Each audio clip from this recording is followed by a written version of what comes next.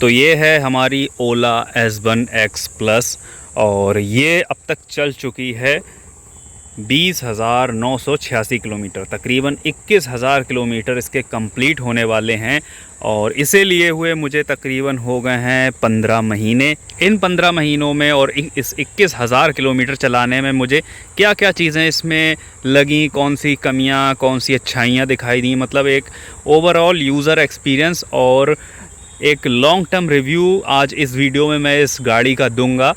तो शुरू करते हैं। सबसे पहले इसकी कीमत की बात करते हैं। ये मुझे तकरीबन 95,000 रुपये की पड़ी थी। फरवरी 2024 में इसको लिया था। उस टाइम सब्सिडी भी मिल रही थी और इस पर डिस्काउंट भी था 5,000 रुपये का। स्टेट सब्सिडी तब बंद हो गई थी। स्टेट सब्सिडी स्टार्टिंग के 2 लाख टू व्हीलर्स के लिए ही थी, तो वो मुझे नहीं मिल पाई है स्टेट सब्सिडी इस पर। हालांकि मैंने पोर्टल पर एप्लीकेशन कर दिया था और वो अब भी पेंडिंग में दिखा रहा है, तो मुझे नहीं लगता कि इस पर और स्टेट सब्सिडी मुझे अब मिल पाएगी। लेकिन हाँ, फेम 2 सब्सिडी का इसमें मुझे लाभ मिला है। तकरीबन 20,000 रुपये शायद इस फेम 2 सब्सिडी के इसमें मिलते हैं। तो गाड़ी के बारे में बात करते हैं। ये एक इलेक्ट्रिक व्हीकल है। 3 किलोवाट की बैटरी लगी हुई है इसमें और 6,000 वॉट की मोटर लगी हुई है। इसमें हब मोटर है। तो सबसे बड़ा इशू तो इसका यही है हब मोटर का, कि हब मोटर होने के कारण ये मोटर जो है रिलायबल नहीं है। इसमें 21,000 किलोमीटर में अब तक 2 बार ये हब मोटर इसकी चेंज हो चुकी है और अब भी इसकी मोटर से कुछ ना कुछ आवाज़ आती है। तो मुझे लगता है कि जल्दी ही ये मोटर भी इसकी चेंज करवाना होगी। पहले जब मोटर चेंज हुई थी तो टायर इसके साथ में आया था, लेकिन दोबारा में जो है टायर ओला ने नहीं दिया। टायर वही जो सेकंड टाइम डला था वही इस पर डाल दिया गया है दोबारा से, और जिसका चार्ज भी लिया गया है टायर चेंज करने के नाम पर। पहली मोटर जो डली थी वो तकरीबन 6,700 किलोमीटर के आसपास गाड़ी चली थी, तब सिस्टम इशू आ गया था। तब एकदम से मोटर चली गई और गाड़ी को लाद कर मुझे ले जाना पड़ा ओला के सर्विस सेंटर पे, और तकरीबन 8 या 10 दिन के आसपास मुझे ये मोटर चेंज करके मिली थी। और दूसरी बार जब मोटर ख़राब हुई तो तकरीबन 16-17 हज़ार किलोमीटर पे वो ख़राब हुई है। और तब क्या है कि मोटर से पहले आवाज़ आना शुरू हुई थी। जब इन्होंने रिप्लेस करके मोटर दी थी तो उस मोटर में से ही आवाज़ आ रही थी। जब ये इसको चलाया जाता था तो खरखर की आवाज़ आती थी, और धीरे धीरे वो आवाज़ बहुत ज़्यादा बढ़ गई और फिर साथ में सिस्टम इशू भी आने लगा। तो तब मोटर चेंज हुई थी 17,000 किलोमीटर पे। तो ये दूसरी मोटर इसमें डल चुकी है, मतलब ये तीसरी मोटर है। एक गाड़ी के साथ आई थी, फिर एक चेंज हुई, फिर एक और चेंज हुई। और ये जो है मोटर चेंज बिल्कुल वारंटी में हुआ है रिप्लेसमेंट मोटर का, तो इसके लिए मुझे कोई भी चार्ज नहीं देना पड़ा है। सिर्फ 200 रुपये जो है टायर चेंज करने के नाम पर लिए गए हैं। वो भी मुझे लग रहा है कि ओला चार्ज नहीं करता है, वो सर्विस सेंटर वाले ऐसे ही धांधली करके पैसे ले लेते हैं। और इसमें ये चीज़ है कि ये जो टायर है ये यहाँ से तिरछा घिस रहा है। यहाँ से तो पता नहीं चलेगा, इधर से दिखाता हूँ तो ये टायर जो है यहाँ की साइड कम और इधर की साइड ज़्यादा घिस रहा है। तो ये एक प्रॉब्लम है इसमें। दूसरी, सर्विस नहीं है इसकी, कोई सर्विस नहीं है। इसका मतलब ये नहीं है कि ये बिल्कुल मेंटेनेंस फ्री गाड़ी है। इसमें मेंटेनेंस करने की ज़रूरत है। जो इसके ड्रम ब्रेक हैं और जो वायर वगैरह हैं इनको क्लीन करना, ल्यूब करना ज़रूरी है। और इसके साथ एक दिक्कत ये भी आई है कि ये टूट गया था एक बार गाड़ी के गिरने से, तो ये मिला नहीं मुझे, ओला में अवेलेबल नहीं था। तो मैंने यहाँ पर वेल्डिंग करवा के जुगाड़ चलाया है, लेकिन वेल्डिंग करवाने से भी ये वेल्डिंग एक बार टूट गई थी, तो मुझे दोबारा उसके ऊपर वेल्डिंग करवाना पड़ी है। और ये अब भी थोड़ा सा आवाज़ कर रहा है, बिल्कुल स्मूथ नहीं चल रहा है।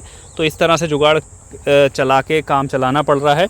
दूसरी दिक्कत ये कि ये मिरर टूट गया था, तो फिर मुझे मिरर भी नहीं मिला ओला के पास। तो मैंने ये मिरर फिर मार्केट से डलवाया। तो इस मिरर के साथ दिक्कत ये थी कि ये बहुत जूम व्यू है, क्योंकि ये शीशा काट के अलग से लगाया गया, ये इस पर्पज़ के लिए है नहीं। ये वाला जो है वाइड दिखाता है, ये वाला जो है बहुत जूम व्यू दिखाता है। तो फिर मुझे ये ब्लाइंड स्पॉट मिरर इसमें लगाना पड़ा है सब्स्टिट्यूट के लिए, जो इसकी कमी को पूरा करे। तो इसके सहारे अब मैं चल रहा हूँ।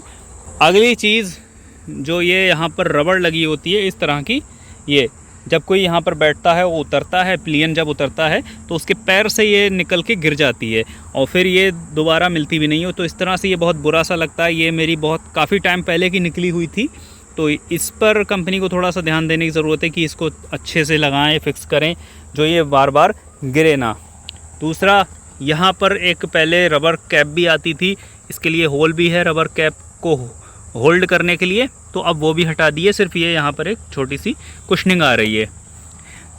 एक चीज़ दिक्कत ये मिलती है इसके साथ कि ये जो नंबर प्लेट है इसकी, यहाँ पर जब कोई गाड़ी लगती है, ट्रैफिक में चलते हैं, तो ये बिल्कुल बैंड हो जाती है। ऐसे वीडियो में ज़्यादा पता नहीं चल रहा है, लेकिन ये जो नंबर प्लेट है ये बैंड है। अगर आप इसको बार बार सीधा करने की कोशिश करेंगे तो टूट जाएगी, फिर आपको अपने पैसों से ऑर्डर करके ये दोबारा लगवाना पड़ेगी। इसीलिए अगर ये बैंड हो गई है तो बैंड ही रहने दें इसको, वही ठीक है। अब मैं बात करता हूँ एसेसरीज़ के नाम पर मैंने इसमें क्या क्या लगवाया है। तो एसेसरीज़ के नाम पर सबसे पहले तो मैंने यहाँ पर एक टेम्पर्ड ग्लास लगवाया है। दूसरा, ये जो मैंने मिरर दिखाया अभी आपको, वो मजबूरी मुझे लगवाना पड़ा। तीसरा, ये जो फीमेल फुटरेस्ट है ये लिया है, ये भी मैंने अमेज़न या फिर फ्लिपकार्ट कहीं से तो लिया है। और जो चौथी चीज़ है वो ये लिया है, मेन स्टैंड इसका जो है, ये मेन स्टैंड लिया है। ये भी काफ़ी काम आता है जब गाड़ी धोना वगैरह हो, क्योंकि ये स्टैंड जब लगाते हैं तो गाड़ी बहुत तिरछी हो जाती है, तो वॉश करना वगैरह इन सब में दिक्कत होती है, तो इसलिए ये स्टैंड लिया है। अब इसके साथ और क्या क्या मुझे दिक्कतें फेस करना पड़ी वो बताता हूँ। एक बार क्या हुआ था कि मैं क्रूज़ कंट्रोल लगा के गाड़ी चला रहा था और मुझे आगे एक ट्रक आ गया, तो मैंने ब्रेक लगाया, ब्रेक अप्लाई हुई उस टाइम, लेकिन क्रूज़ कंट्रोल कट नहीं हुआ। फिर मैंने थ्रोटल को रिवर्स करा और फिर ब्रेक लगाने की कोशिश की तो भी नहीं हुआ। तो फिर मुझे फोर्सफुली ब्रेक लगाना पड़े, लेकिन क्रूज़ कंट्रोल कट नहीं हो रहा था, पावर मोटर कंटिन्यू दे रही थी और मैं ब्रेकिंग भी कर रहा था। तो उससे क्या हुआ कि गाड़ी फिसल के गिर गई और मेरे उसमें काफ़ी चोट भी आई। तो ये एक काफ़ी ख़तरनाक चीज़ मुझे महसूस हुई। तो उसके बाद से फिर मैंने क्रूज़ कंट्रोल का यूज़ काफ़ी कम कर दिया है। और क्रूज़ कंट्रोल अगर ऑफ़ करना हो तो इस बटन से, ये पावर बटन से थ्रोटल को रिवर्स करके और कोई भी ब्रेक को प्रेस करके क्रूज़ कंट्रोल को डिसेबल किया जा सकता है। एक और बुराई इसकी ये है कि यहाँ पर जो चार्जिंग सॉकेट दिया हुआ है, जो USB चार्जिंग पोर्ट दिया हुआ है, ये फ़ोन को बिल्कुल भी चार्ज नहीं करता है, नाम मात्र के लिए करता है। उसके लिए भी मैंने एक अलग से वीडियो बनाई थी और टेस्ट किया था इसको कि ये कितना चार्ज कर रहा है, तो ये भी बिल्कुल बेकार है, किसी काम का नहीं। ये मुझे एक ओला में और बुराई लगी। एक और बुरी चीज़ मुझे ये लगी कि इसके जो ब्रेक हैं वो बहुत ज़्यादा इफ़ेक्टिव नहीं है, अच्छे से ब्रेकिंग नहीं हो पाती अगर हाई स्पीड में आप चला रहे हो। 50, 55, 60 तक की स्पीड पे ब्रेक सही काम करते हैं, लेकिन अगर ज़्यादा स्पीड होती है और सडन ब्रेकिंग करने की नौबत आती है तो गाड़ी बिल्कुल हिल जाती है। और आगे वाले ब्रेक्स का तो सीन ये है, अगर आप कॉम्बी ब्रेक लगाओ या आगे वाला ब्रेक लगाओ तो ये पूरी गाड़ी जो है वाइब्रेट करती है आगे से। वो इशू मुझे पहले भी आ रहा था, जिसकी वजह से मैंने फ्रंट व्हील खोल के इसको सही किया था। कुछ दिन तक वो सही चला, लेकिन फिर से ये इशू अब आने लगा है। और इतना चलाने के बाद ये जो रेंज है तकरीबन 80 किलोमीटर के आसपास ये चल जाती है आराम से, अगर 50 की स्पीड पे चला रहे हो तो। चार्जिंग में तकरीबन 5 घंटे ये ले लेती है फुल चार्ज होने में। अगर आप 15-20% पे लगाते हो, 100% चार्ज होने में तकरीबन 5 घंटे ये गाड़ी ले लेती है। और 500 वाट का इसका चार्जर है, बहुत ज़्यादा पावर कंज्यूम नहीं करता है, लेकिन फिर भी 500 वाट तो कंज्यूम करेगा ही। अच्छी बातों में अगर इसकी कुछ बात करें तो मुझे इसकी जो प्लास्टिक क्वालिटी है, जो इसकी फ़िटिंग वगैरह है, वो मुझे थोड़ी अच्छी लगी। ये नहीं कह रहा हूँ मैं कि इसकी प्लास्टिक क्वालिटी अच्छी है या इसकी बिल्ड क्वालिटी अच्छी है। मतलब जो गाड़ियों में मैंने देखा है तकरीबन 20-25 हज़ार चलने के बाद जो खटखट की आवाज़ आने लगती है, वो इसमें नहीं आती है। मतलब गाड़ी ऐसी ही वैसी ही चलती है जैसी नई ली थी। कुछ तो साउंड है, नॉइज़ है। ये यहाँ पर जो मीटर कंसोल है ये तो थोड़ा बहुत हिलता है, आवाज़ करता है। इसको मैंने टाइट कर दिया था, फिर ये सही चल रहा है। वैसे जो गाड़ियाँ चलती हैं, लोग चलाते हैं एक्टिवा वगैरह, जिनकी लोहे की बॉडी होती है, मेटल बॉडी होती है, वो गाड़ियाँ काफ़ी आवाज़ करने लग जाती हैं। लेकिन इसमें वो इशू नहीं है। शायद एक तो ये कारण हो सकता है कि इसकी जो बॉडी है वो फाइबर की है। दूसरा कारण ये है कि इसमें मोटर है। इंजन वाली गाड़ी में काफ़ी वाइब्रेशन होती हैं, उसकी वजह से भी जो गाड़ियाँ हैं आवाज़ करने लग जाती हैं। अगर मैं अपने जो रिव्यू है या एक्सपीरियंस है उसे सम अप करना चाहूँ तो मैं यही कहूँगा कि हाँ, गाड़ी ठीक है, अच्छी नहीं है। इसे लेकर थोड़ी बहुत परेशानियां तो होंगी, बिल्कुल पीस ऑफ माइंड तो आप नहीं रह सकते इसको लेकर, क्योंकि ग्लिचेस और दिक्कतें ये सारी इस ओला में आम दिन पर देखने मिलेंगी, आए दिन आपको देखने को मिलेंगी।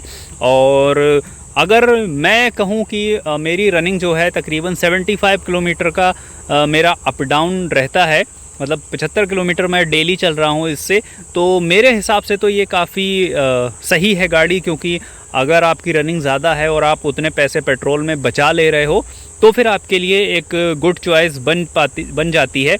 लेकिन ओला के साथ दिक्कतें तो हैं, ग्लिचेस भी हैं, प्रॉब्लम भी आती है, इस चीज़ को भी आप नकार नहीं सकते। अगर इन चीज़ों को आपको इसके जो फ़ायदे हैं वो उठाना है लेकिन नुकसान नहीं लेना है, तो फिर आपको और ईवी की तरफ ध्यान देना चाहिए। पेट्रोल व्हीकल से तो काफ़ी ज़्यादा सस्ती पड़ती हैं, लेकिन मेन बात आ जाती है रनिंग पर। रनिंग आपकी कितनी है? अगर रनिंग अच्छी खासी है, 50 किलोमीटर डेली की है कम से कम, तो फिर ईवी आपके लिए है, बहुत अच्छी चॉइस बन जाती है, काफ़ी ज़्यादा पैसा सेव करके देगी। लेकिन अगर रनिंग नहीं है इतनी, 10-12 किलोमीटर 20 किलोमीटर डेली का है, तो फिर वहाँ पर पेट्रोल स्कूटर एक बेहतर चॉइस बन सकती है। फ़िलहाल इस टाइम मेरी जितनी रनिंग है उस हिसाब से तो ये मेरे लिए ठीक है। लेकिन हाँ, अगर आगे जाके मेरी रनिंग कम हो जाती है तो शायद ये मेरे लिए एक घाटे का सौदा बन सकती है। लेकिन इस समय जितना ये चल रही है उस हिसाब से ये पैसा वसूल कर रही है, और मतलब ठीक है, जितनी भी दिक्कतें मुझे इसमें फ़ेस करना पड़ रही हैं उनके बावजूद भी ये पैसा बचा रही है। लेकिन हाँ, ये इसकी मोटर वाला जो इशू है ये एक बड़ा इशू है, इस पर ज़रूर ध्यान देने की ज़रूरत है। क्योंकि वारंटी में है, आप मोटर चेंज करवा ले रहे हैं, लेकिन जब वारंटी आउट होगी तो फिर हर 7-8 या 10 हज़ार किलोमीटर पे इसकी मोटर चेंज कराना काफ़ी महंगा पड़ सकता है। और जो इसकी बैटरी है उसकी कॉस्ट, अगर आप इसको 8 साल की वारंटी ओला देती है, अगर 7-8 साल के बाद भी बैटरी चेंज कराते हैं तो इस बैटरी की कॉस्ट जो है 65,000 है 3 किलोवाट की। आगे जाके हो सकता है बैटरी कॉस्ट कम पड़ जाए। तो अगर इन सारी चीज़ों को ध्यान में रखा जाए तो फिर ये गाड़ी महंगी भी पड़ सकती है। डिपेंड करता है आपके यूज़ पे, आपको लेना है नहीं लेना है आपकी चॉइस है।